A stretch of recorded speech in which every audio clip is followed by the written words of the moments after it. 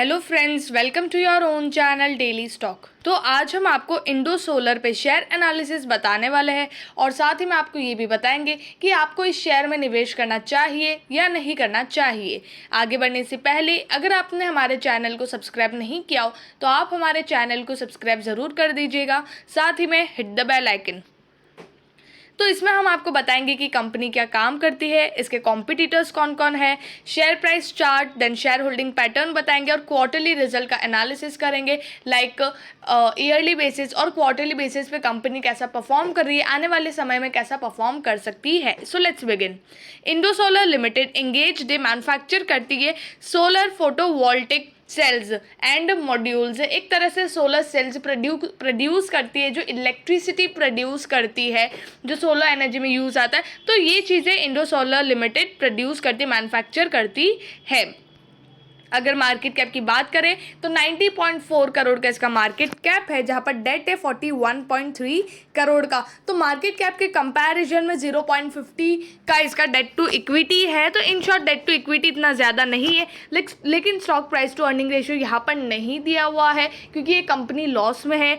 Returns on capital employed, return on equity भी नहीं दिया हुआ है क्योंकि सिंपल सी बात है, अगर जब कंपनी प्रॉफिट ही नहीं कमा रही है और रिटर्न्स बेसिकली प्रॉफिट से डिराइव होते हैं, तो प्रॉफिट ही नहीं कमा रही तो रिटर्न कंपनी कैसे देगी। तो उस वजह से यहाँ पर रिटर्न्स नहीं दिए। प्लेज परसेंटेज देखेंगे तो 64.7% प्लेज रखा हुआ है। इन शॉर्ट कि अगर कंपनी को जब बाहर से डेट मिलना बंद होता है तो वो अपने स्टेक को, जो प्रमोटर्स अपने स्टेक को प्लेज पर रखती है, तो इतना उन्होंने प्लेज पे रखा हुआ है। तो इन शॉर्ट ये भी एक नेगेटिव बात है। तो फंडामेंटली अगर हम देखें तो इतना अच्छा नहीं लग रहा है।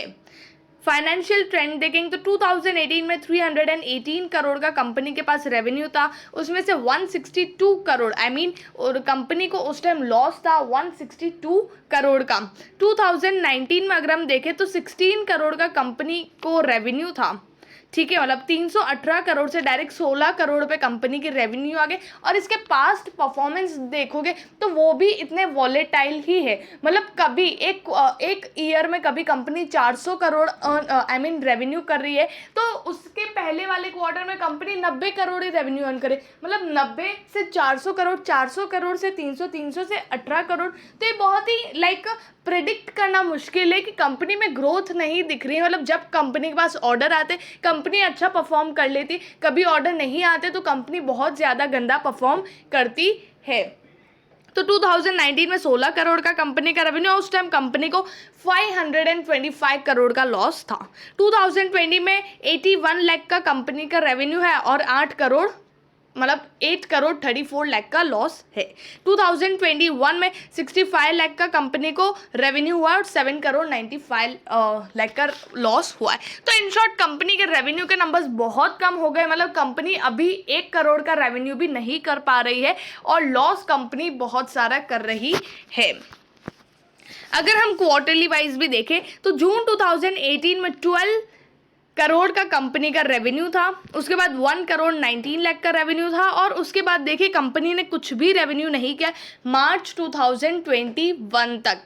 ओके, तो यहाँ पर आगे का डेटा यहाँ पर दिया हुआ ही नहीं है। जून 2021 ये सारा डेटा कंपनी ने दिया हुआ नहीं है, कंपनी, तो उस वजह से। और देख सकते हैं आप पिछले कितने क्वार्टर से कंपनी ने रेवेन्यू नहीं किया, अगर हम काउंट भी करें तो यहाँ पर 10 क्वार्टर से कंपनी ने एक भी रेवेन्यू नहीं किया है। तो ये एक बहुत ही बड़ी बात है। और यहाँ पर कंपनी का कंपनी को अदर इनकम थोड़ी बहुत जगह से होती है, तो उस वजह से यहाँ पर थोड़ा बहुत कंपनी का रेवेन्यू दिख रहा है। बाकी ओवरऑल देखेंगे तो कंपनी का सेल्स बिल्कुल भी नहीं है। तो इन शॉर्ट जो मेन चीज़ होती है कंपनी की, जो कंपनी बनाती है, जो सेल करती है, ठीक है, ऑपरेटिंग रेवेन्यू ही नहीं है कंपनी का।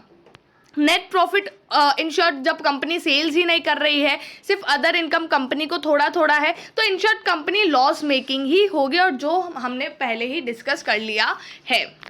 अब यहाँ पर शेयर होल्डिंग पैटर्न देखेंगे तो प्रमोटर के पास 56.90% का स्टेक है जून 2018 से मार्च 2021।